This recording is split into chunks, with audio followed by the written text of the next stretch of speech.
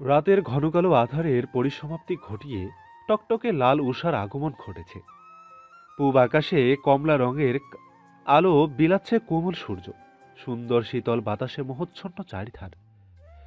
ছোট নাইটিঙ্গল আচ্ছা ছোট নাইটিঙ্গল পাখির ঝাঁক গাছের ঘন পাতার ছোপে লুকিয়ে লুকিয়ে চিকন সুমিষ্ট স্বরে ডেকে চলেছে অবিরত। কিন্তু সেই সুর বেশিক্ষণ স্থায়ী হলো না। কাকের ঝাঁক এসে কাকা শব্দে ভয়ানক করে তুলল চারপাশ। মুহূর্তেই সুন্দর সকাল কেমন ভয়ানক রূপ ধারণ করল। নিত্যদিনের ন্যায় আজও খুব ভোরে নিদ্রা ত্যাগ করে ছাদে উঠলেন সুবহান কং। সকালের কোমল রূপ উপভোগ করতে বেশ পছন্দ করেন তিনি। মন শরীর দুটোই ভালো থাকে এই মুহূর্তে। সিঁড়ি বেয়ে এক পা দুপা করে এগিয়ে চলেছেন সুবহান। এক হাতে সফেদ লুঙ্গির নিচের সোনালি পাড়ের অংশ ধরে রেখেছেন, অন্য হাতে দাবার বোর্ড। আজকাল একা একা দাবা খেলার নেশায় পরিণত হয়েছে তার। এখানে তাকে হারানোর কেউ নেই, সে নিজেই উইনার। বিষয়টা মনে মনে বেশ পৈশাচিক আনন্দ দেয় তাকে। ছাদে এসে দুই হাত উঁচিয়ে আরেকটু আড়মোড়া ভাঙলেন সুবহান। এরপর লম্বা শ্বাস টানলেন। ভোরের নির্মল মিষ্টি হাওয়া যেন ভুরভুর করে নাসা রন্ধ্র দিয়ে হৃদয়ে প্রবেশ করল। কেমন এক আত্মিক শান্তি অনুভূত হলো। এরপর আয়েশ করে চেয়ারে বসে সামনে তাকাতেই দৃষ্টি বিস্ফোরিত হলো। দাবার বোর্ড সরিয়ে তড়িৎ উঠে এগিয়ে গেলেন রেলিংয়ের নিকট। এরপর থমথমে মুখে তাকিয়ে রইলেন নিজের হাতে লাগানো বহু স্বাদের বাবলা গাছের দিকে। প্রশস্ত গাছটা মাথা উঁচু করে দাঁড়িয়ে আছে, উচ্চতায় যেন আকাশ ছুঁই ছুঁই। সেই বাবলা গাছের সর্পিল ডালে ঝুলছে নিজের আদরের একমাত্র ভাগিনা। বাতাসের দোলায় দড়িখানা ক্যাচ ক্যাচ শব্দ তুলেছে। ডালটির ছাল উঠার আচ্ছা ডালটির ছাল উঠার নমুনায় মনে হচ্ছে দীর্ঘ সময় ধরে ঝুলছে এই লাশ। নির্লিপ্ত চোখে সেই লাশের পানে তাকিয়ে ছাদ থেকে নেমে গেলেন সুবহান। এরপর ধীরে ধীরে হাঁটতে লাগলেন সেই গাছ অভিমুখে। প্রতিটা কদমের সাথে সাথে সুবহানের চোখ হলো অগ্নিবর্ণ আর চোয়াল হলো শক্ত। ভারী উত্তপ্ত নিঃশ্বাসে বাঁকা গোপগুলো নড়ে চড়ে উঠছে। পায়ের জুতার পিষ্টনে মাটি গলে ধুলো হচ্ছে, কেঁপে উঠছে থুতনি। ইতিমধ্যে হাভেলির অনেক মানুষ সেই গাছের নিচে এসে জমায়েত হয়েছে। উপস্থিত নেই শুধু সারফরাজ, যে নিজেই এমন ভয়ানক কাণ্ড ঘটিয়েছে। তার এখানে উপস্থিত হওয়াটা কি বিশেষ জরুরি? মাসুদের নিথর দেহের সামনে গিয়ে শক্ত হয়ে দাঁড়িয়ে রইলেন সুবহান। সুন্দর গড়নের ফর্সা ছেলেটাকে কেমন ভয়ানক ঠেকছে। দেখেই পেট গুড়িয়ে বমির উদ্রেক হচ্ছে। বেশ কয়েকজন নাক মুখ চেপে বমি আটকানোর চেষ্টা করেও বিফল হলো। বাসুদের গায়ের চামড়া উপড়ে ফেলা হয়েছে, দগদগে মাংস আর চকচকে তেল দৃশ্যমান। কেটে নেওয়া হয়েছে বিশেষ অঙ্গ। শুধু তাই নয়, জবরদস্তিমূলক তা এঁটে দেওয়া হয়েছে তার মুখ গহ্বরে। হাত দুটো বোধহয় শক্তি প্রয়োগে ভেঙে দেওয়া হয়েছে। গায়ে কোনো কাপড়ের অস্তিত্ব নেই। গাছের নিচে অনাদরে পড়ে রয়েছে শুকনো মরিচের গুঁড়ো আর লবঙ্গ। বাসুদের মেলে রাখা বড় বড় ফ্যাকাশে চোখ দুটোতে ভয়ের আভাস স্পষ্ট। মৃত্যুর পূর্ব মুহূর্তে যেন পৃথিবীর সবচেয়ে ভয়ানক কিছুর দৃশ্য দর্শন করেছে এই চোখ জোড়া। মাসুদের এমন ভয়ানক রূপ দেখে কেউ আর কথা বলার অবস্থা রইল না। ভয়ে যেন তাদের কলিজা শুকিয়ে উঠল। কিন্তু সুবহান নির্বিকার। সে এখনো ঠায় দৃষ্টি মেলে তাকিয়ে রয়েছে মাসুদের পানে। কয়েক মুহূর্ত এভাবে গড়াতেই এগিয়ে এলো সারফরাজ। সারফরাজের পায়ের শব্দ শ্রবণ ইন্দ্রিয়ে প্রবেশ করতেই মাথা নিচু করলেন সুবহান। নিজের ধেয়ে আসা কান্না গলাধকরণ করে চোখ তুলে সারফরাজের পানে দৃষ্টি নিবদ্ধ করলেন। এরপর শুধালেন, চামড়াটাও তুলে নিলি? প্রশস্ত হাসল সারফরাজ। ভয়ানক ঠেকল সে হাসি। চোখ দুটো কেমন নির্দয়। এইটুকুন ছেলের নিঃশ্বাসটাও যেন বিষাক্ত। সুবহানের সামনে এগিয়ে এসে ভারী শীতল গলায় সারফরাজ বলল, চামড়া নিচে প্রচুর যন্ত্রণা দাদাজান। সেই যন্ত্রণায় মাসুদ ভাই ভুলে সিংহের খাঁচায় ঢুকে গিয়েছিল। কি করে ছাড়ি বলুন? বারবার বোঝানোর পরেও যদি কেউ অবুঝের মতো আচরণ করে, তাহলে আমার আর কি করার? আর কথা বাড়ালেন না সুবহান। নিজের চোখের সাহায্যে মনের ক্রোধ নিভৃতে জানালেন সারফরাজকে। তা দেখে সারফরাজ স্মিত হাসল। এসব চোখ রাঙানি সে গায়ে মাখে না। সে কোনো ভুল করেনি। নিজের আমানত রক্ষার প্রয়োজনে এর চাইতে ভয়ানক হয়ে উঠবে সে। এজন্য যদি মানুষের খাতা থেকে তার নাম বদলে পশুর খাতায় যায়, তবে যাক না, ক্ষতি কোথায়? রূপকথার ফর্সা কোমল গালটা কুচকুচে কালো জখমে ছেয়ে আছে। সকাল থেকেই ভয়ে সিটিয়ে আছে মেয়েটা। সেই যে সারফরাজকে খামচে ধরে আছে, কোনোভাবেই ছাড়ছে না। থেকে থেকেই গালের টনটনে ব্যথায় কেঁদে উঠছে। কোনোভাবেই আজ রূপকথাকে সামলাতে পারছে না সারফরাজ। মনে মনে সারফরাজ ভেবে নিয়েছে এখানে সে আর রূপকথাকে রাখবে না, কিন্তু এখানে না রাখলেও কার কাছে রাখবে? নিজের চেনা জানা পরিচিত সেরকম কেউ নেই যার কাছে নিশ্চিন্তে রূপকথাকে রেখে স্বস্তির শ্বাস ফেলতে পারবে সারফরাজ। এই মুহূর্তে সারফরাজের মনে হচ্ছে এই মেয়েটাকে না বাঁচালেই বুঝি ভালো হতো। বাবা মায়ের সাথে সেও আকাশে চলে যেত, কোনো ঝামেলাই রইত না। হঠাৎই সারফরাজ খেয়াল করলো মেয়েটির শরীরে উত্তাপ অস্বাভাবিক। এবার যেন আরেকটু বিপাকে পড়ল সে। সাংঘাতিক জ্বরে শরীর পুড়ে যাচ্ছে। এত এত ঝামেলা কিভাবে সামাল দেবে সারফরাজ? এধারে নিজের ঘরে রকিং চেয়ারে সমানে দুলে চলেছে সুফান। কিছুই যেন তার মন মতো হচ্ছে না। সারফরাজকে নিয়ে তিনি যা যা ভেবে রেখেছেন সব কেমন গুলিয়ে যাচ্ছে। ওই ক্যাপ্টেনের পরিবার তাকে একদম নিঃশেষ করে দিয়ে গেছে। এদিকে সারফরাজ আজ চরম ধৃষ্টতার পরীক্ষা দিয়েছে। হাতের মুঠো থেকে সহসাই যেন এই সারফরাজ বেরিয়ে পড়তে চাইছে, কিন্তু সুভান গং এ কিছুতেই হতে দিতে পারেন না। সারফরাজহীন তার সাম্রাজ্যের প্রতিটা ইট খসে খসে পড়বে। যে কোনো মূল্যে সারফরাজকে তার পক্ষে চাই, কিন্তু বাচ্চা মেয়েটির হঠাৎ অবতার সবকিছু এলোমেলো করে দিচ্ছে। মুহূর্তেই রূপকথার উপর চরম আক্রোশ জন্মালো সুভান গঙের। মেয়েটির উপর প্রবল জেদ আর ঘৃণা ফুটিয়ে ডেকে উঠলেন পশু তুল্য নির্দয় কবির নামের ট্রাক ড্রাইভারকে। পশুর হৃদয়ে সামান্য দয়ামায়ের উপস্থিত থাকলেও কবিরের মধ্যে তার রেশ মাত্র নেই। হাজার আকুতি মিনতি করেও ক্ষমা ভিক্ষে পাওয়া যায় না এই কবিরের থেকে। অবশ্য এর ক্রেডিট সবটাই সুভানের। একদম ছোটবেলায় ধরে এনে মানুষ খুনের দায়িত্ব দিয়েছিলেন এই ছেলেকে তিনি। খুন খারাপের মধ্যে থাকতে থাকতে পাষাণে পরিণত হয়েছে এই ছেলে। মানুষকে নৃশংস মৃত্যু দিতে বেশ পছন্দ করে কবির। এক প্রকার মদের নেশার মতো খুনের নেশায় আসক্ত সে। এদিকে দাদাজানের ডাক পেয়ে দৌড়ে এলো ৩০ বছরের তাগড়া যুবক কবির। সবাই খেতে বসেছিল বোধহয়। হাতের আঙ্গুলে ভাত লেগে আছে। কবির মাথা নত করে বুকে হাত ভাঁজ করে বলল, বলুন দাদা যান। কবিরের হিংস্র চেহারার পানে একবার নজর বুলালো সোভান। এরপর তেজি কণ্ঠে ঠোঁট চেপে চেপে ক্রোধ সংবরণ করতে না পেরে আদেশ করলেন, ওই বাচ্চাটাকে কেটে টুকরো টুকরো করে কর্ণফুলী নদীতে ফেলে দিয়ে আয়, এবং সেটা আজ রাতেই। সুভানের কথা শুনে কেঁপে উঠল কবির। মাথা সামান্য উঁচু করে ভয়ার্ত কণ্ঠে বলল, কিন্তু দাদা যান, সারফরাজ।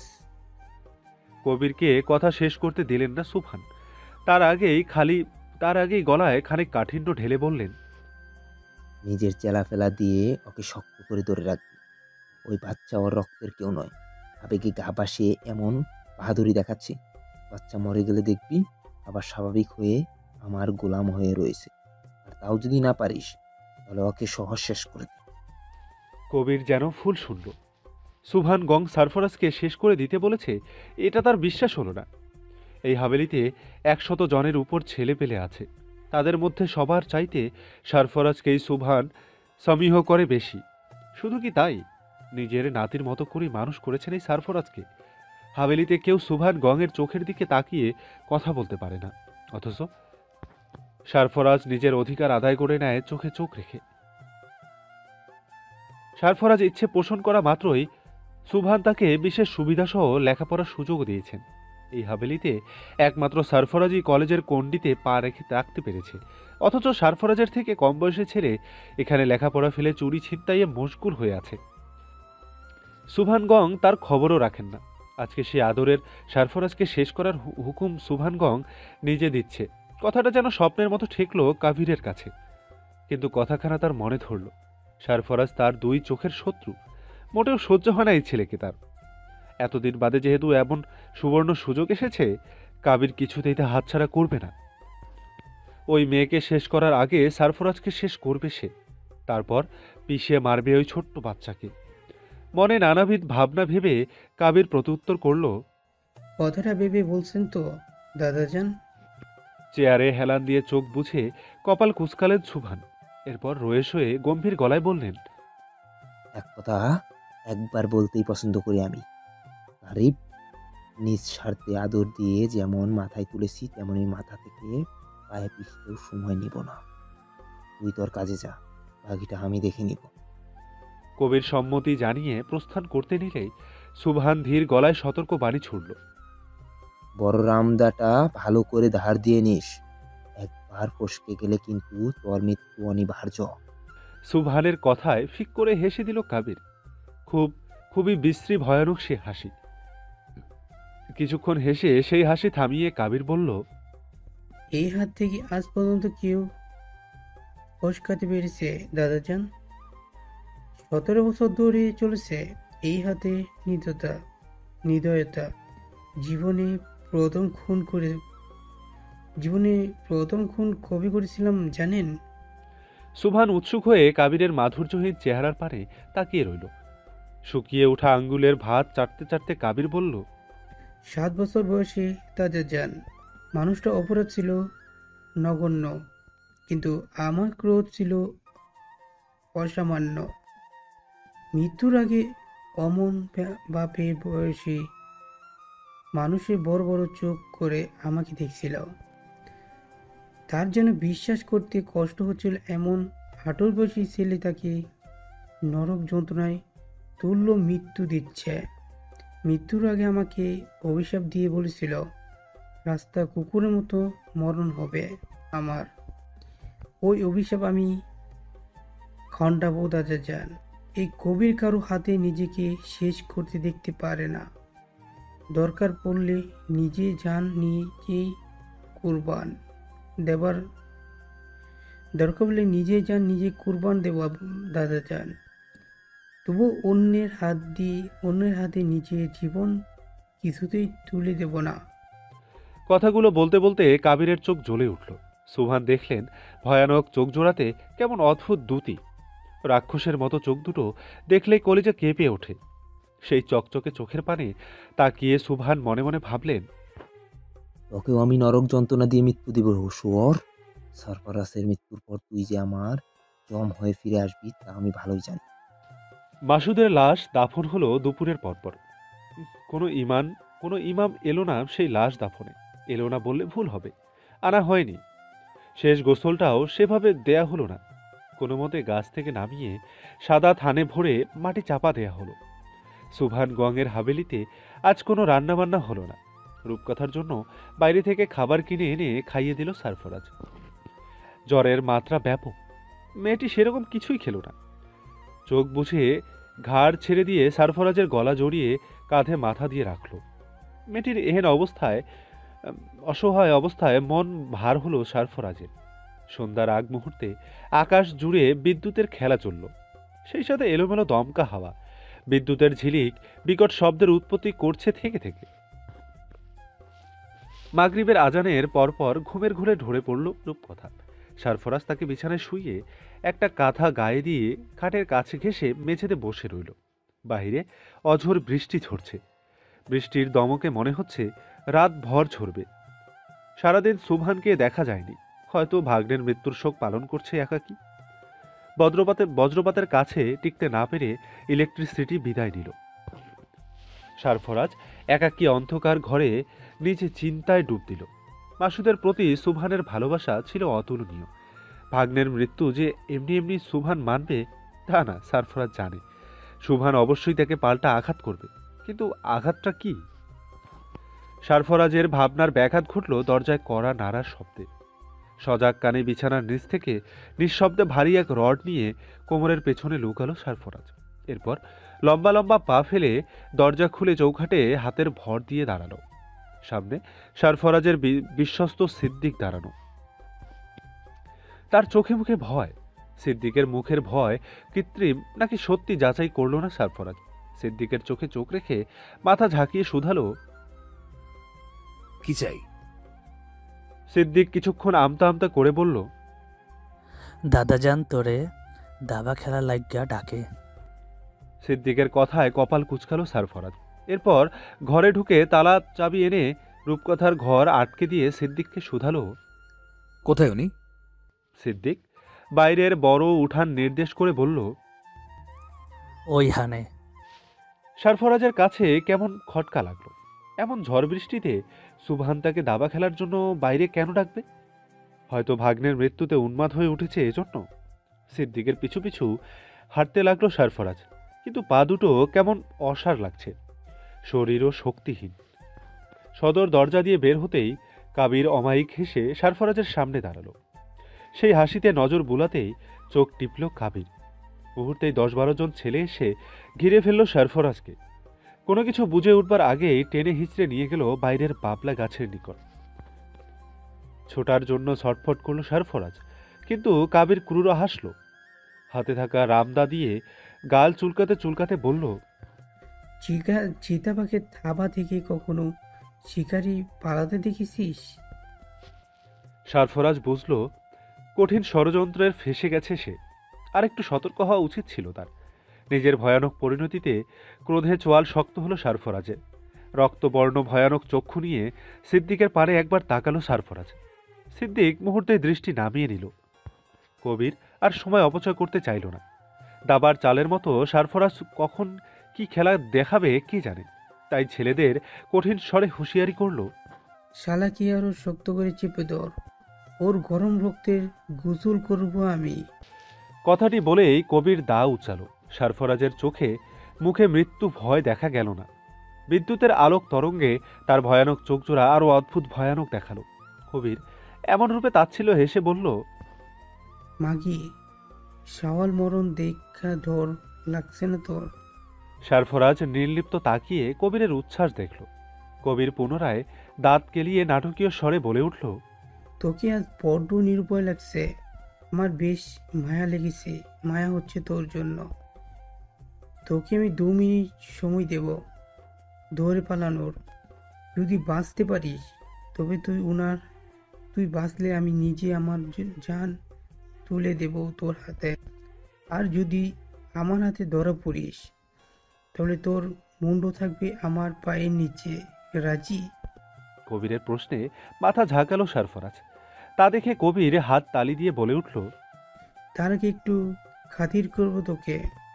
কথাটি বলেই পাশের এক ছেলের থেকে একটা হকি নিয়ে সারফরাজের পায়ে এলোপাতাড়ি আঘাত করল। কাবিরের আঘাতে সামান্য আউচ পর্যন্ত করল না সারফরাজ। এটা দেখে কাবির আরো ক্ষিপ্ত হলো। যতক্ষণ সারফরাজ মাটিতে হাঁটু মুড়ে না বসলো ততক্ষণ পেটালো। ব্যথায় সইতে না পেরে কাদা মাটিতে নুইয়ে পড়ল সারফরাজ। এবার কাবিরের ঠোঁটে হাসি ফুটল। সে তার ছেলেদের উদ্দেশ্যে গলা উঁচু করে বলল, ওর হাত ছেড়ে দে, মরার আগে একটু লুকপুকি খেলবো ওর সাথে। কবিরের নির্দেশে সারফরাজের হাত ছেড়ে দিল ছেলেগুলো। হাত ছাড়া পেতেই ধীরে ধীরে উঠে দাঁড়ালো সারফরাজ। এরপর খুঁড়িয়ে খুঁড়িয়ে দৌড়াতে লাগলো।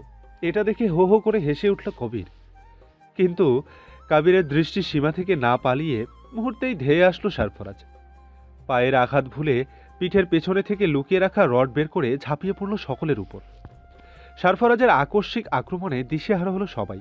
তারা পাল্টা আক্রমণ করতে চাইল, কিন্তু ধূর্ত সারফরাজের সাথে পেরে উঠল না। মুহূর্তেই সারফরাজের শরীর জুড়ে যেন অসুরের শক্তি ভর করল। সারফরাজের হাতের মার খেয়ে চিৎকার করে উঠল ছেলেগুলো।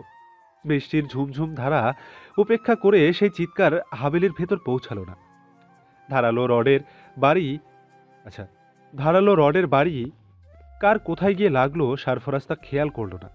কাবির দ্বিগুণ হিংস্র হয়ে দাঁত মুখ খিচে দা নিয়ে দৌড়ে এলো, কিন্তু সারফরাজের সামনে টিকতে পারল না। দায়ের পোঁচ লেগে সারফরাজের হাতের তালু হা হয়ে গেল। কোনো ভ্রুক্ষেপ করল না সারফরাজ। এক ঝটকায় সেই দা কাবিরের থেকে টেনে নিয়ে কোনো কিছু বাজবিচার না করে কোপ বসালো কাবিরের ধারে। ধারালো দায়ের কোপে ধর থেকে নিমিষেই খসে পড়ল মাথা। ধীরে ধীরে নিজের জ্ঞান খুইয়ে ফেলল সারফরাজ। মাথায় যেন খুনের নেশা চাপল। কবিরের চাইতে 1000 গুণ নির্দয় হয়ে প্রত্যেকটা ছেলেকে কুপিয়ে আগাছার মতো মাটিতে ফেলে দিল সারফরাজ। এতগুলো মানুষের রক্ত সুবহান গঙের হাবিলির উঠোন রাঙিয়ে তুলল। চারপাশে আরেকবার নজর বুলিয়ে আদুরে দাঁড়ানো ভীত সিদ্দিককে নজরে পড়ল। ক্লান্ত শরীরে দায়ে ভর দিয়ে এলোমেলো পায়ে সিদ্দিকের সামনে এসে দাঁড়ালো সারফরাজ। এরপর ঠান্ডা গলায় শুধালো, এত বড় প্রতারণা কিভাবে করলি সিদ্দিক? ভয়ে হাউমাউ করে কেঁদে ফেলল সিদ্দিক। হুড়মুড়িয়ে সারফরাজের পায়ে পড়ে ডুকরে কেঁদে বলে উঠল, মাফ কইরা দে বন্ধু, ভুল কইরা ফেলাইছি। সিদ্দিকের কান্নায় হো হো করে উন্মাদের ন্যায় হাসল সারফরাজ। এরপর বলল, তোর বেইমানিতে কতগুলো মানুষের প্রাণ গেল দেখ।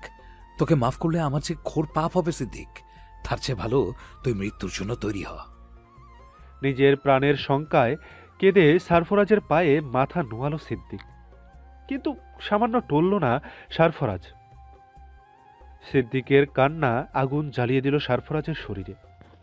সিদ্দিককে লাথি দিয়ে দূরে ফেলে সারফরাজ হিংস্র কণ্ঠে বলে উঠল, কালেমা পড় সিদ্দিক, ওরা আল্লাহর নাম মুখে নেবার সময় পায়নি।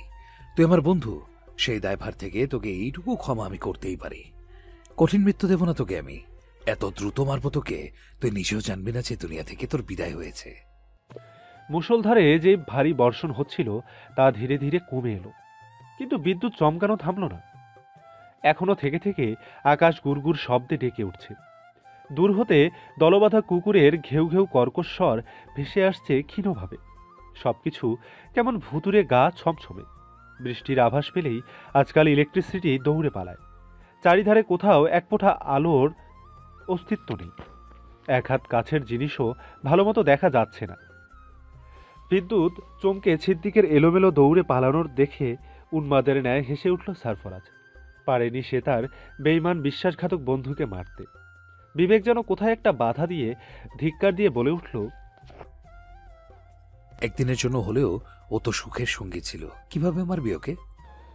বৃষ্টির জলের সাথে সিদ্দিকের পদযুগলের সংঘর্ষে এতক্ষণ ধরে যেই ছপছপ আওয়াজ কানে লাগছিল তা এখন আর শোনা যাচ্ছে না।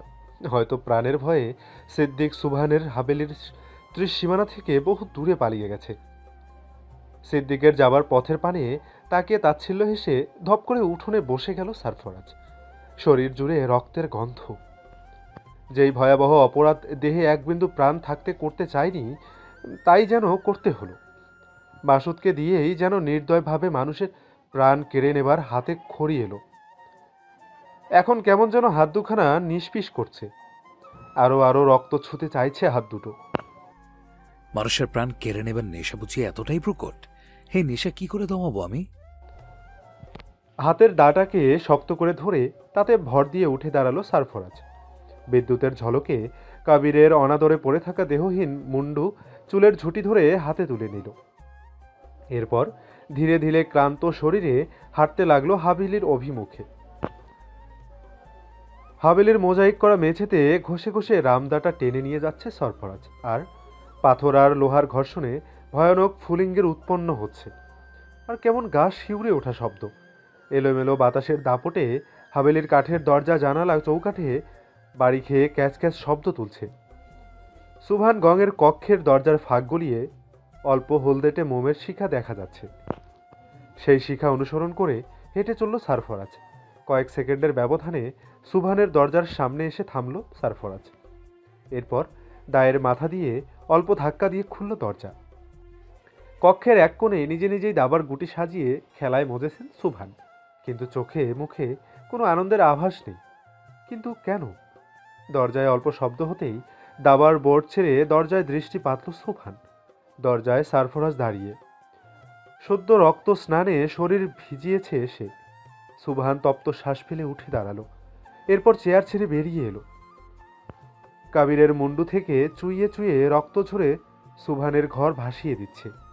সুবহান যেন পূর্ব থেকেই কাবিরের পরিণতি জানতেন, তাই তেমন কোনো প্রতিক্রিয়া দেখালেন না। সারফরাজ দার মুন্ডু নিয়ে সুবহানের সাজিয়ে রাখা দাবার টেবিলে রাখল। এরপর চেয়ারে গা এলিয়ে বসে ক্লান্ত স্বরে বলে উঠল, খুব ক্লান্ত লাগছে দাদাজান। 9 জন মানুষের ধরকাটা চারটিখানি ব্যাপার তো নয়। সুবহান গ্লাসে করে এক গ্লাস জল সারফরাজের সামনে রেখে গম্ভীর গলায় বললেন, রক্তের পিপাসা কেমন সারফরাজ? ঢকঢক করে পুরো জল এক নিঃশ্বাসে খেয়ে টেবিলে ভর দিয়ে ফ্যাসফ্যাসে কণ্ঠে সারফরাজ বলল, পিপাসা এখনো মেটেনি দাদাজান, আরো রক্ত মাখাতে ইচ্ছে করছে। সারফরাজের কেটে যাওয়া হাত থেকে এখনো রক্ত ঝরা ঝরছে। গভীর ক্ষত সেই হাতে। কপালের কাছেও বেশ খানিক কেটে গিয়েছে। পা দুটো রক্তাক্ত জখমে ভর্তি। মোমের ক্ষীণ আলোয় সারফরাজকে একবার খুঁটিয়ে দেখে সারফরাজের সামনের চেয়ারে বসলেন সুভান। এরপর একটা কয়েন এগিয়ে বললেন, হেড অর টেল? সারফরাজ বাঁকা হেসে বলল, টেল।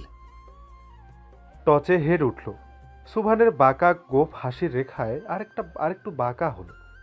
সাদা গুটি নিজের ঘরে সাজাতে সাজাতে ঠান্ডা ভয়ানক গলায় বলে উঠলেন, দাবায় সাদা গুটির জয় নিশ্চিত, তা জানিস তো নাকি? কালো গুটি নিয়ে মন্ত্রী ঘোড়ার নৌকা সাজাতে সাজাতে সারফরাজ বলল, হয় আপনি মারবেন নয়তো আমি। প্রাণ কিন্তু একটাই যাবে দাদাজান। সুভান প্রশস্ত হাসলেন। বদ্ধ ঘরের প্রতিটি দেয়ালে বাড়ি খেল সেই হাসি, কিন্তু নির্বিকার সারফরাজ। এরপর হাসি থামিয়ে সুভান প্রথম চাল চাললেন। ধীরে ধীরে সামনে এগোতে থাকলো দুইজনের গুটি। দুজনের চোখেই দুজনকে শেষ করার আকাঙ্ক্ষা। এক পর্যায়ে সারফরাজের শূন্য খেয়ে ফেললেন সুভান। এতে যেন সুভানের দম্ভ আরেকটু বাড়ল। হুঁশিয়ারি দিয়ে সারফরাজের উদ্দেশ্যে বললেন, কেন বেগরে প্রাণ হারাতে চাইছিস? প্রতি উত্তর করল না সারফরাজ। রক্তাক্ত হাতে নিজের গুটি পাশ কাটিয়ে খেলায় মনোযোগ দিল। এক পর্যায়ে নিজের ঘোড়া দিয়ে সুভানের একটা গুটি খেয়ে আরেকটা গুটির দিকে অগ্রসর হলো সারফরাজ। সুভান যখন নিজেকে বাঁচানোর চিন্তায় মগ্ন, তখন সারফরাজ শীতল গলায় বলে উঠল, আমার মাকে কোথায় রেখেছেন দাদাজান? সারফরাজের প্রশ্নে থেমে গেল সুভানের হাত। মস্তিষ্ক হলো বিক্ষিপ্ত, গুলিয়ে উঠল সবকিছু। কিন্তু সারফরাজ খেলা থামাতে কঠিন হুঁশিয়ারি দিল। এলোমেলো হাতে একটা গুটি চেলে সুভান বলল, এ তোর মা? নিজের নৌকা দিয়ে সুভানের আরেকটি গুটি টার্গেট করে সারফরাজ বলল, আপনি জানতেন আমি আপনার নাতি, তাই না দাদাজান? সব জেনে শুনেও কেন এই অভিনয়? সারফরাজের হাত থেকে যেন আজ নিস্তার নেই সুভানের। তবুও নিজেকে লুকিয়ে রাখার চেষ্টা করলেন সুভান। সুভানের চোখের পানে তাকিয়ে সারফরাজ গুনগুনিয়ে গেয়ে উঠল, চোখ যে মনের কথা বলে। সুভান নাকের পাটা ফুলিয়ে ভারী গলায় বলল, এমন কঠিন মুহূর্তে তোর গান গাইতে ইচ্ছে হচ্ছে? খিলখিলিয়ে হাসল সারফরাজ সুভানের এহেন প্রশ্নে। এরপর খেলায় মনোযোগী হয়ে শুধালো, নিজের নাতিকে খুন করবার জন্য দলের সবচেয়ে নির্দয় মানুষকে পাঠালেন, বয়সে যে কিনা আপনার নাতির দ্বিগুণ। যদি সত্যি কিছু হয়ে যেত তখন মেয়ের সামনে মুখ দেখাতেন কি করে নানাজান? সারফরাজের নানাজান সম্বোধনে সুভানের পুরো চোখ মুখ অগ্নিবর্ণ ধারণ করল। হিতাহিত জ্ঞান হারিয়ে সুভান চিৎকার করে উঠল, তোর ওই মুখে আমাকে নানা জান বলে সম্বোধন করবি না সারফরাজ। আমি তোর নানা নই, না আমার কোনো মেয়ে ছিল না আছে। সারফরাজ অমায়িক হাসল। সেই হাসিতে বুকে জমানো কষ্ট ফুটে উঠল। নিজের রক্তাক্ত হাতে সুভানের হাত চেপে ধরে সারফরাজ ব্যথিত স্বরে বলল, মেয়ে পালিয়ে বিয়ে করেছে বলে এত ঘৃণা? ভালোবাসা কি মহাপাপ নানাজান? হাতের ঝটকায় সারফরাজের হাত ছাড়িয়ে সুভান বলে উঠল, ভালোবাসা পাপ নয়, কিন্তু মাঝে মধ্যে পাপের চাইতেও বেশি। তোর মা নিজের ভালোবাসা খুঁজতে গিয়ে বাকি সবার ভালোবাসা পায়ে পিষে হত্যা করেছে। সমাজের মানুষের সামনে আমাকে করেছে অপমান, অপদস্থ। বিয়ের আসর সেরে পালিয়ে গিয়ে তোর বাবার হাত ধরেছে। তোর নানি একমাত্র মেয়ের দেওয়া আঘাত, সমাজের মানুষের কটু কথা আর বরযাত্রীর তোর নানি একমাত্র মেয়ের দেওয়া আঘাত, সমাজের মানুষের কটু কথা আর বরযাত্রীর করা অপমান সইতে না পেরে হার্ট অ্যাটাকে মারা গেছে। এতেই কি শেষ? তোর বাপ আমার একমাত্র ছেলেকে সীমান্তে ক্রসফায়ারে মেরেছে। আমাকে সব দিক থেকে করেছে নিঃস্বর, অসুখী। এরপরেও ওই মেয়ের জন্য বুকে দরদ থাকার কথা। সুভানের পাল্টা প্রশ্ন শুনে কিছুক্ষণ নিশ্চুপ বসে থেকে নিজের দমিয়ে রাখা ব্যথা গিলে খেয়ে সারফরাজ কম্পিত কণ্ঠে বলে উঠল, এজন্য আমার বাবাকেও আপনি নৃশংসভাবে হত্যা করেছেন নানাজান। লেফটেন্যান্ট কর্নেল সাদাফ শাহজাহানের টুকরো টুকরো লাশ আপনি আপনার মেয়েকেই বাক্সে করে উপহার পাঠালেন। কোন স্ত্রী নিজের স্বামীর এবং নৃশংস অবস্থা সইতে পারে নানাজান? সুভান গং কোনো উত্তর খুঁজে পেলেন না। সারফরাজ শুকনো হাসল। এরপর বলল, মামা অস্ত্র পাচারের সাথে জড়িত ছিল। আমার বাবা দেশের একজন সেবক, দেশ রক্ষায় সে তার ডিউটি পালন করেছে মাত্র। জেনে বুঝে কেন নিজের মেয়েকে বিধবা করলেন? ধরেই নিলাম আমার বাবা মা দুজনেই অপরাধী, কিন্তু আমার কি অপরাধ ছিল নানাজান? আমাকে এদিন করলেন কেন? সুভান কঠিন মুখশ্রী করে সারফরাজের পানে অনিমেষ তাকিয়ে রইলেন। জীবনে আজ প্রথম ছেলেটাকে বিধ্বস্ত ঠেকল সুভানের কাছে। নিজের মন্ত্রীর গুটি চেলে সুভান উত্তর করলেন, তোর মাকে আমি সত্যি ধরিয়ে আনিনি, আর আনলে মোটেও বাঁচিয়ে রাখতাম না। সুভানের উত্তরে চোখের জল ছেড়ে দিল সারফরাজ। এরপর ভাঙা অস্ফুট স্বরে বলল, আপনার মেয়ে হারিয়ে গেছে নানাজান। 9টি বছর ধরে তাকে খুঁজে চলছি আমি, কিন্তু বিশ্বাস করুন কোথাও পাইনি। যে বয়সে বাবা মায়ের বুকে ঘুমানোর কথা আমার, সেই বয়সে তাদের হারিয়ে এতিম আমি। আমার মাকে খুঁজে দেবেন নানাজান, একটু জড়িয়ে ধরে বুকের কষ্টগুলো উজাড় করব। সারফরাজের আবদারে সুভানের কঠিন হৃদয় কেমন গলতে চাইল, কিন্তু প্রশ্রয় দিল না সুভান। মেয়ের জামাই, নাতি এসবের প্রতি বিন্দুমাত্র ভালোবাসা নেই তার। এদের কারণেই আজ সে নিঃস্ব। তার জীবনটাও এমন হবার কথা ছিল না, কিন্তু হয়েছে। নিজের গুটি দিয়ে সারফরাজের রাজা ঘিরে ধরে সুভান বললেন, দেখ, নিজের জীবন আমার জন্য উৎসর্গ কর সারফারাজ। বিশ্বাস কর, আমি আর মানুষ নেই, পশুর চাইতেও হৃদয়হীন হয়ে গেছি আমি। তোকে বাঁচিয়ে রাখলে এক সময় ভয়ানক সবল দিবি তুই আমাকে। সবকিছু হারিয়ে এই সাম্রাজ্যে নিজের সুখ গুছিয়ে নিয়েছি আমি। তোর কারণে এই সুখ নষ্ট করতে পারবো না আমি। কথাটি বলেই টেবিলের ড্রয়ার থেকে একটা রিভলভার বের করে সারফরাজের পানে তাক করলেন সুভান। নিজের নানার নিষ্ঠুর রূপে ফ্যাল করে তাকিয়ে রইল সারফরাজ। এরপর দাবার বোর্ডের পানে তাকিয়ে খুব সহজেই চেক কাটিয়ে নিল। শুরু হলো পাল্টাপাল্টি আক্রমণ। সময় গড়ালো পলকে পলকে। শেষমেশ নিজের বুদ্ধিমত্তায় সুভানের রানী ঘিরে ধরল সারফরাজ। সবচেয়ে শক্তিশালী গুটির এমন পরিণতিতে সুভানের হাত থেকে খসে পড়ল রিভলভার। বাঁকা হেসে সারফরাজ বলল, চেক কাটান, নয়তো মাথা নত করুন। কথাটা বোধহয় সুভানের ইগোতে লাগলো। ছো মেরে রিভলভার তুলে উঠিয়ে দাঁড়িয়ে গর্জে উঠলেন, আমি কখনো হারিনি, আজও হারবো না। তোকে আমি বাঁচতে দিব না সারফারাজ। কথাটা বলেই ট্রিগার চাপতে চাইল সুভান। সুভানকে সেই সুযোগ না দিয়ে খপ করে রামদা তুলে নিয়ে এক কোপ বসিয়ে দিল সারফরাজ। মুহূর্তে মাটিতে ঢলে পড়ল সুভানের খণ্ডিত দেহ। সুভানের পতিত দেহের পানে তাকিয়ে সারফরাজ ক্রোধে কাঁপতে কাঁপতে কম্পিত কণ্ঠে বলে উঠল, চেকমেট নানাজান, সম্পর্কের মূল্য আপনি না দিলে আমি একা কেন দেব? ভোরের আলো ফুটল একদম অন্যভাবে। সকাল থেকেই সূর্যখানা তীর্যক আলো ঝিলিয়ে বিলিয়ে চলেছে। পাখির কলতানের বিপরীতে কাকের কাকা ধ্বনি কানে তালা লাগিয়ে দিচ্ছে। চারপাশে রক্তের পচে যাওয়া গন্ধ আর মাছির ভনভনানি শব্দে পেটে গুলিয়ে ওঠার উপক্রম। হাবেলির আঙ্গিনায় কুকুরের দল ঘেউ ঘেউ শব্দে উত্তাল করে তুলছে পুরো বাড়ি। সবগুলো লাশ স্তূপ করে তার উপর উঠে এক পা ঝুলিয়ে আরেক পা ভাঁজ করে হাঁটুতে মাথা রেখে চোখ বুজে বসে আছে সারফরাজ। হাতে এখনো সেই রক্তাক্ত ভয়ানক কাপ। সারফরাজের তন্দ্রা ভাব ছুটল পুলিশের গাড়ির সাইরেনে, তবুও উঠে দাঁড়ালো না। মিনিট দুয়ের ব্যবধানে খাকি পোশাক ভরে গেল চারপাশে। ইন্সপেক্টর নিয়াজ মোরশেদ আদেশ করলেন, অ্যারেস্ট হিম। সারফরাজ তখনও নির্বিকার। একজন হাবিলদার ভয়ে ভয়ে গিয়ে হাতকড়া পড়ালো সারফরাজের হাতে। এরপর টেনে হিচড়ে নামালো লাশের স্তূপের উপর থেকে। নিয়াজ মোরশেদ আদেশ দিল, চারপাশে তল্লাশি চালাও। এমন সময় ভেসে এলো বাচ্চার কান্না। এবার সারফরাজ মুখ খুলল, বলে উঠল, সমস্ত মনস্টার বধ করেছি আমি, আর ভয় নেই রূপকথা। এবার তুমি নিরাপদ। কথাটি বলেই পকেট থেকে চাবি এগিয়ে দিল।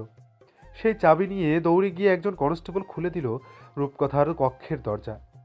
ছাড়া পেয়ে দৌড়ে এসে সারফরাজের কোমর জড়িয়ে ভয়ার্ত স্বরে রূপকথা বলল, তোমার শরীরে কি রক্ত ছিল ওটা? উত্তর করবার আগেই নিয়াজ মোরশেদ আদেশ দিলেন, এই নিয়ে চলো একে। কোনো মানুষ নয় এই ছেলে, আস্ত এক রাক্ষস। টানতে টানতে সারফরাজকে নিয়ে গেল কনস্টেবল, কিন্তু রূপকথা চেপে ধরে রইল সারফরাজের হাত। আর কেঁদে কেঁদে পুলিশের উদ্দেশ্যে বলে উঠল, ওকে কোথায় নিয়ে যাচ্ছ? ওকে বেঁধেছে কেন? আমি ওকে কোথাও নিয়ে যেতে দিব না। নিয়াজ মোরশেদ রাগী স্বরে শুধালো, এই খুনি কি হয় তোর? রূপকথাকে তুই সম্বোধন পছন্দ হলো না সারফরাজের। ধমকে জবাব দিল, একটা বাচ্চার সাথে কিভাবে কথা বলতে হয় তা এখনো শিখেনি অফিসার। সারফরাজের তিরস্কার নিয়াজ মোরশেদের পায়ের রক্ত মাথায় উঠল। সারফরাজের শার্টের কলার চেপে ধরে নাক মুখ বারবার 3-4টে শক্ত খুশি বসিয়ে বলে উঠল, রিমান্ডে নিয়ে একজন পুলিশ অফিসারের সাথে কি করে কথা বলতে হয় তোকে শেখাবো আমি। কথাটি বলে চোখ গরম করে বলে উঠলেন, কুকুরের মতো ধরে বেঁধে নিয়ে চলে কে? সারফরাজের এহেন অসহায় অবস্থায় জোরে জোরে কেঁদে উঠল রূপকথা। সে কিছুতেই ছাড়ল না সারফরাজকে। কনস্টেবল হাজার চেষ্টা করেও সারাতে পারল না তাকে। সে সারফরাজের কোমর চেপে সারফরাজের সাথে সেটে রইল। শেষমেশ উপায় না পেয়ে রূপকথাকে সহ থানায় নিয়ে চললেন নিয়াজ মোর্শেদ। সুবহান গঙ্গের মৃত্যুকে কেন্দ্র করে পুলিশ স্টেশনে চাঞ্চল্য সৃষ্টি হয়েছে। রিপোর্টাররা থানার সামনে ভিড় করেছে ক্যামেরা নিয়ে। বিশেষ শেল্টারে সারফরাজকে গাড়ি থেকে নামিয়ে ভেতরে পৌঁছানোর আগেই রিপোর্টাররা ঝেঁকে ধরল তাকে। নিজেদের উত্তেজনা আর কৌতূহল থামাতে না পেরে একজন রিপোর্টার শুধালো, এতগুলো মানুষের হত্যা এইটুকু বয়সে কিভাবে করলে তুমি? তোমার পরিচয় কি? নিশ্চয়ই তোমার বাবা কোনো হৃদয়হীন খুনি, তাই না? গায়ে খুনি রক্ত বইছে বলেই ঠান্ডা মাথায় এতগুলো মানুষের প্রাণ খেয়ে নিয়েও সুস্থ মস্তিষ্কে দাঁড়িয়ে আছে। রিপোর্টারের কথায় গায়ে দাউ দাউ করে আগুন জ্বলে উঠল সারফরাজের। হ্যান্ডকাপওয়ালা হাতেই ছো মেরে রিপোর্টারের গলা টিপে ধরে ভয়ানক চোখে তাকিয়ে গর্জে বলে উঠল, My father was not a murderer. He was an army officer, Lieutenant Colonel Sadaf Shahzain. Listen one more time. He was an army officer, not a killer. And this bastard killed him. রূপকথার চিৎকারে থানায় উপস্থিত প্রত্যেকের নাজেহাল অবস্থা। মাটিতে গড়াগড়ি দেবার জোগাড় হয়েছে কাঁদতে কাঁদতে মেয়েটার। সারফরাজকে কিছুতেই লকআপে ভরতে দেবে না সে। একদিকে বাইরের কৌতূহলী রিপোর্টারের চাপ, অন্যদিকে এই বাচ্চার অহেতুক কান্নায় নিয়াজ মোর্শেদ নিজের ক্রোধ আর সংবরণ করতে পারলেন না। বোধবুদ্ধি হীনের মতো সারফরাজকে নিজের রোলার স্টিক দিয়ে আরও কিছুক্ষণ বেধড়ক পেটালেন। এহেন নিষ্ঠুর দৃশ্যে রূপকথা লাফিয়ে লাফিয়ে চিৎকার করে উঠল, কিন্তু নির্বিকার নির্ভার হয়ে শক্ত হয়ে দাঁড়িয়ে রইল সারফরাজ। রূপকথা শেষ পর্যন্ত সহ্য করতে পারল না এই নির্মম দৃশ্য। ক্ষিপ্ত হয়ে নিয়াজ মোর্শেদকে এলোপাতাড়ি কিল খামচি দিয়ে হাতে কামড় বসিয়ে নিয়াজ মোর্শেদের বাহুতে এক প্রকার ঝুলে রইল সে। ব্যথায় নিয়াজ মোর্শেদ হাত ঝটকা দিতেই দূরে ছিটকে পড়ল রূপকথা। পাশের কাঠের চেয়ারের সাথে লেগে কপালের কাছে বেশ খানিকটা কেটে ফিনকি দিয়ে রক্ত ছুটল। ক্লান্ত ব্যথার্ত সারফরাজ গুঙিয়ে বলে উঠল, আপনাকে আমি ছাড়বো না অফিসার। ও আমার আমানত। ওকে আঘাত করে বড্ড ভুল করে ফেলেছেন আপনি। এর জন্য চরম মূল্য চুকাতে হবে আপনাকে। নিয়াজ মোর্শেদ দাঁতে দাঁত পিষে সারফরাজের মুখে এক ঘুষি বসিয়ে ধমকে শুধালো, কি করবি তুই? শরীরে গরম রক্ত রিমান্ডে নিয়ে একদম ঠান্ডা করে দেব। পাছায় যখন গরম ডিম ঢুকবে তখন এত তেজ থাকবে তো? শালা জানোয়ার কোথাকার! নিয়াজ মোর্শেদের ঘুষির আঘাতে ঠোঁট ফেটে রক্ত বেরিয়ে এলো সারফরাজের। পুরো মুখ ভর্তি রক্ত। সফেদ দাঁতগুলো কেমন রঙিন হয়ে রাক্ষসের মতো দেখাচ্ছে সারফরাজকে। থু করে সেই রক্ত মেঝেতে ফেলে বিদঘুটে হাসল সারফরাজ। এরপর ফিসফিস করে পুনরায় বলল, আমি তোকে খেয়ে ফেলবো অফিসার, জাস্ট খেয়ে ফেলবো। পারলে আমাকে মেরে ফেলিস, নয়তো তুই বাঁচবি না। এবার যেন নিয়াজ মোর্শেদের রক্ত ছলকে উঠল। নিজের গান বেল্টের খাবলি থেকে রিভলভার বের করে নিয়ে সারফরাজের কপালে চেপে ধরতেই পুরো থানার পিনপতন নীরবতায় ছেয়ে গেল। মেঝেতে বুট ঠুকে স্যালুটের শব্দ পেছন ফিরল নিয়াজ। পেছনে কমিশনার দাঁড়ানো। ভীত হয়ে গান সরাতেই পুলিশ কমিশনার রূপকথাকে মাটি থেকে তুলে কোলে নিলেন। এরপর ভারী গলায় শুধালেন, সারফরাজ নিয়াজ মোর্শেদের দিকে আঙ্গুল তাক করে বলল, এই মানুষরূপী জানোয়ারটা ওকে আঘাত করেছে। কমিশনার সারফরাজের চেহারার পানে নজর দিল একবার। ছেলেটার চেহারা দেখে ভয় লাগছে। পুরো শরীর রক্তে মাখামাখি। নিয়াজ তাকে এভাবে মেরেছে তা নিয়াজের এলোমেলো ইউনিফর্ম দেখেই বোঝা যাচ্ছে। কমিশনার মুখে কাঠিন্য ভাব এনে নিয়াজ মোর্শেদের সামনে দাঁড়িয়ে শাসালেন,